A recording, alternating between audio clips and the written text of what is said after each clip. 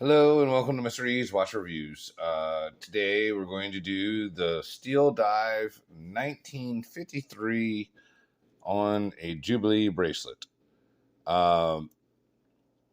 Basically, this came in my order of 3 different watches from Steeldive. They're actually my first 3 Steeldive watches. I will say that these things have performed quite exceptionally, especially for the price point. I really do like the way this one has turned out. Don't know if it's my favorite out of the 3 Steeldives, but it's definitely up there. A, because it's blue, Jubilee, and of course it looks like a Submariner. And it's funny because the last few days I've actually been wearing my only other watch that I can kind of compare to this, which is my own whoop-ass racing watch. That I put on a Jubilee bracelet because all these actually came on oysters, but pretty comparable. Now I was trying to sell these for a little bit more because I was trying to make money, but these ones, like this, I got for about $110 with my own custom logo, so pretty cool. The bracelet was like another $30, so $150. I think I got this for like $69. So the big differences between the two is this has got the cool engraved case back, but it's a little bit thicker. Where this has got the more typical flat, low profile. This also has a milled clasp that has glide lock, but again, the bezel action.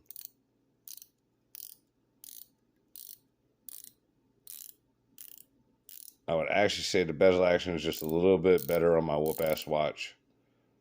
The bezel action on this one's not bad, but like you see, it has like a little spring back. Like you see how it keeps popping back when I let go. Yeah.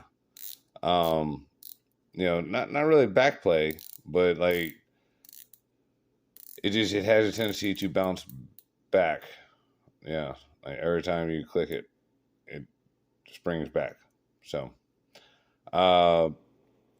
this is rocking the NH35A, where versus like that's got the PT 5000. Very nice watch. Wears excellent. I mean, it is very comfortable. Let's see if this crown pops out good. Crown popped out pretty good. Give it a little wind here, get it running. I'm looking around for my damn time grapher, but apparently my other half has it right now. So, ceramic bezel, sapphire crystal. This is a push pin bracelet, pin and collar, which has not been bad at all. I actually like it pretty good. Again, this thing has got, what is it, 6 holes? Yeah, 6 holes of micro adjust. Again, it's not my absolute favorite to have to, bust out a tool to slide it up and down, but it's been doable. It is quite comfortable on the wrist. Slide this thing on, and it looks really good. That blue, I like the blue, the sunburst style. The rehod looks a little deep on this. Like, it looks like the dial is set down inside of there pretty good little ways. Which again, not like the ultimate deal breaker, but I do like it when the dial sets a little more shallow, like in my Geno's and stuff like that. But when you're looking at it straight on, you don't notice. It's only when you get to like right there, you can see that big fat lip. But even then, the fit and the finish on everything on this is actually extremely well done. I don't feel any crazy sharpness with the bracelet. Like, the bracelet feels very good. It feels very high quality. As you can see, these 2 pieces are milled. This is only pressed apart. And it works quite well. One thing I did have happen a couple of times, especially when I was beating and banging, this had popped up like that. Like I was working and having to look down and say, "Oh shit!" Like that damn thing popped. You know, it would flip. It had flipped open like this, but the secondaries had not let go or anything like that. This does have nice solid links. The bracelet fits the case quite nice. Very flush up here on the top. You can feel just a teeny tiny bit of a lip, but not much. It's very, very, very well done. I can just say that. I mean, for like I said, the $69 I paid for it, it's finished much nicer than some of the watches I paid $150, $250 for. So, all right, let's get some measurements here. So we got 41 millimeter across. Lug to lug is 47.3, and with the male end links here, it's 52.1. All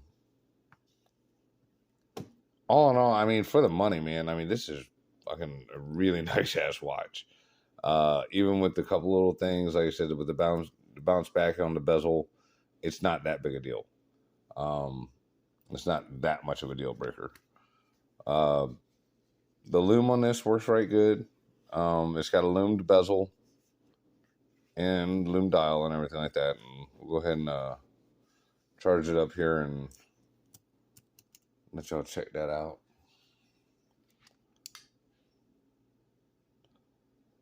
Give it just a minute. I gotta go turn off the light, so yeah, we're not gonna go hiding under the cabinet because it's like 6 o'clock in the morning here, so it's plenty dark.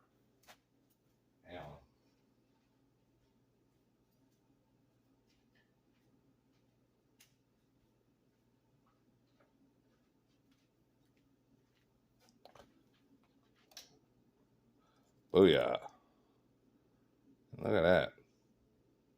Oh shit, you can see all the watches in the background too. I got watches everywhere. Yeah, I mean, like I said, the loom on this is very nice. What's so funny is like, look here, hang on. There's the Willard.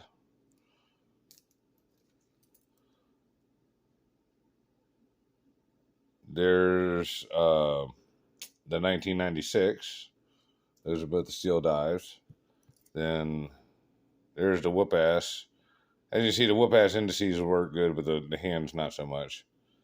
Hold on, shit, I see something else over here. Oh shit, that's my compass. Hang on, I see more shit glowing.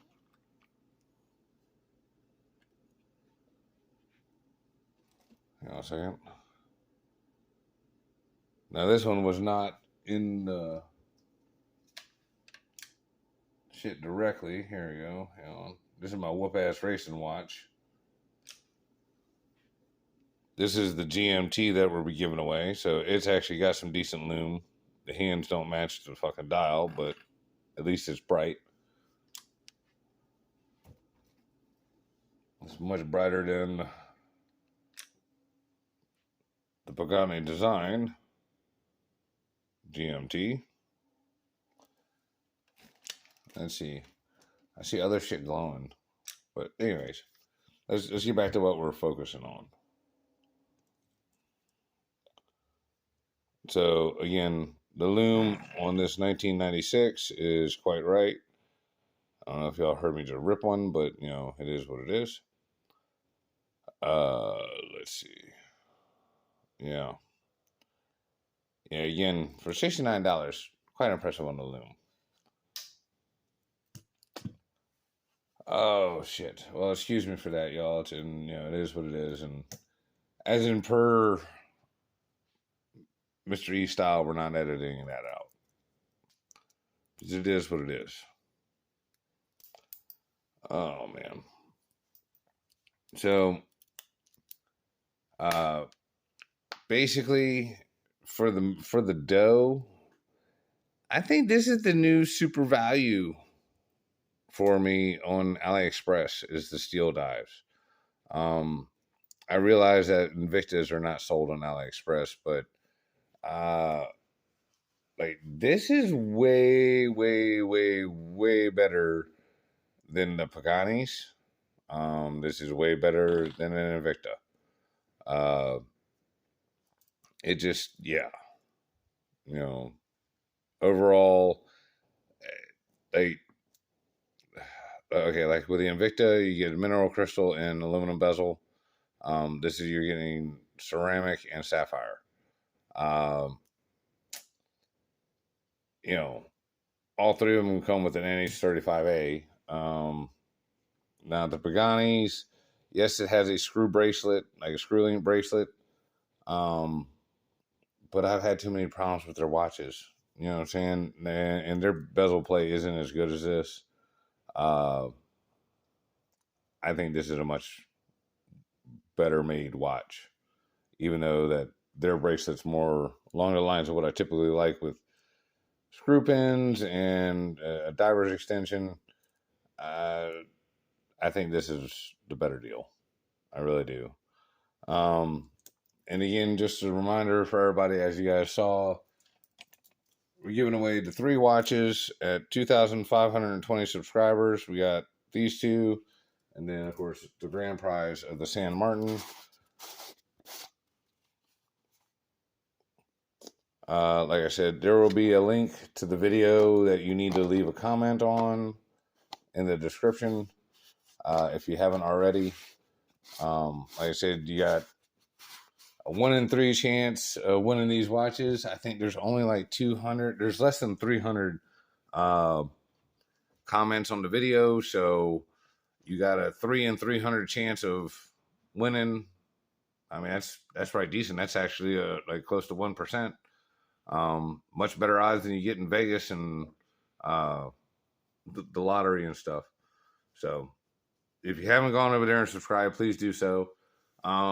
Also, we're asking folks to, join or get a membership for the channel. We only have 2 levels. One costs $1.99. The other one costs $5.99. I would put up more expensive ones, but nobody's doing the ones that I'm asking for pennies.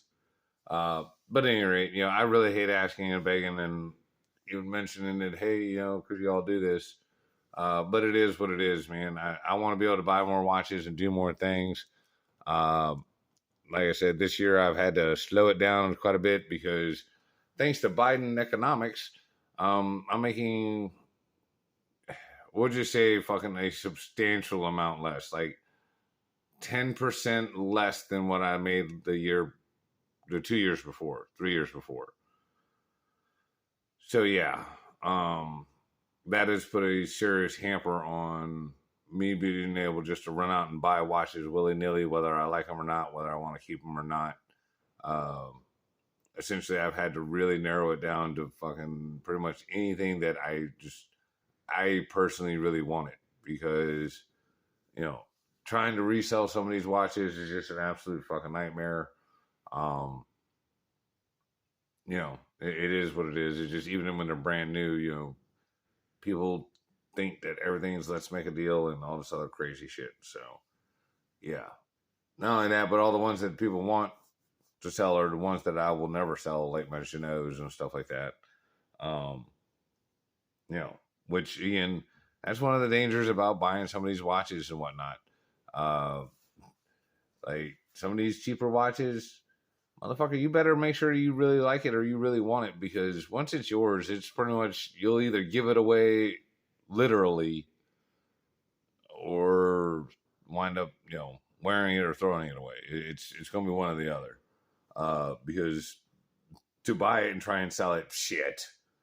I had an ad run on Craigslist for fucking 4 months and not a single reply. And I think I was selling these, I had my Paganis up there for like $40. You know what I'm saying? Like $40 a watch. So yeah, and still didn't even get a bite. So yeah, that is what it is. But so to recap, join our memberships. Please do a super. Anything to help support the channel, and like I said, if you haven't already, go and enter for the contest. Please go and enter for the contest. But yeah, for the dough, I mean, this is pretty unbeatable. I mean, it's a very comfortable watch. It's very accurate. It runs nice. Um, I wish I had my time grapher out here so I could show you all that, but just take my word for it, man. And I mean, this thing, it's been running very accurately. And again, you guys can see this thing saw much action, much like the 1996. I mean, I went straight full send on these things, but that's why I really, really have become a Jubilee guy. A, it's just they're way more comfortable, but B, you don't see scratches all over this watch. The only place you see them is on the buckle, and we can live with that. You know what I'm saying? Unlike most of my other Oyster watches, where they are just got scratches from top to bottom, left to right, up and down. It is what it is. Let's see. I guess probably tomorrow I'll go ahead and do the Willard. Again, I also like this watch too, but it's more of a toss up between these two. Is which one is the favorite? Like, I'm really not sure. Really not sure. And for those of you who are asking for it, I will be doing a blue dial comparison video. I'm going to compare all the blue dial watches that I have. Currently, my Valamore is over in the UK, getting reviewed by the Time Bombardier, Mr. Duncan, and also Carnage Watches, Mr. Ed Carney. And I reached out to Loom Pip to see if he wants to borrow it and maybe check it out, but I haven't heard back from him yet. So, at any rate, please be on the lookout on their channels for their watch reviews of the Valamore. But basically, I would like to wait for the Valamore to get back, as it is a blue dial. And I feel like that would be kind of silly to do a blue dial comparison without all of the blue dials. At any rate, I really appreciate y'all. Thank y'all so much for watching. Check y'all later. Bye.